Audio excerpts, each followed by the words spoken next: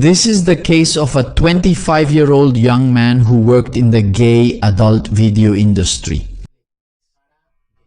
And on Halloween weekend in 1990, part of his body was found in a dumpster in the city of Santa Monica, California. On the previous night, Sunday, October 28, 1990, Billy had been seen at a nightclub called Rage Nightclub. Months went by, 8 months since the murder, when someone called the authorities to report what they had seen. The witness was named Ron Wheeler, and his story was as follows. He had a roommate named Mark Sage, who was also an actor in adult films. Mark had told Ron that he wanted to go that Sunday afternoon, October 28, 1990, to that nightclub called Rage. And there, according to Ron, the witness met Billy for the first time. He knew of him because Billy was known for the movies he had made.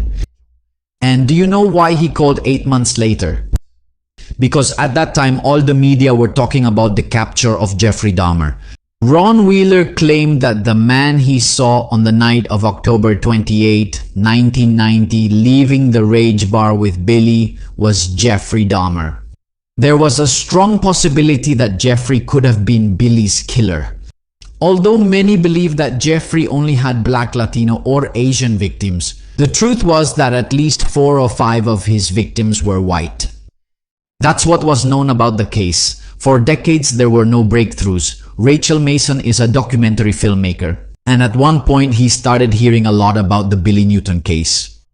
The documentary is called My Brother's Killer.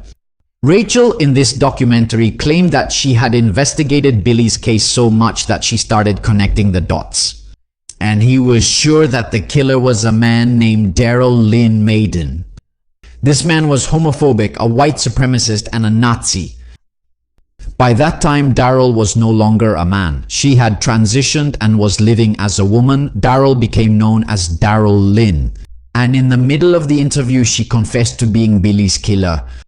Darrell Lynn said that she, or he, at that time he was a man, and his group of homophobic friends used to beat up gay people in West Hollywood.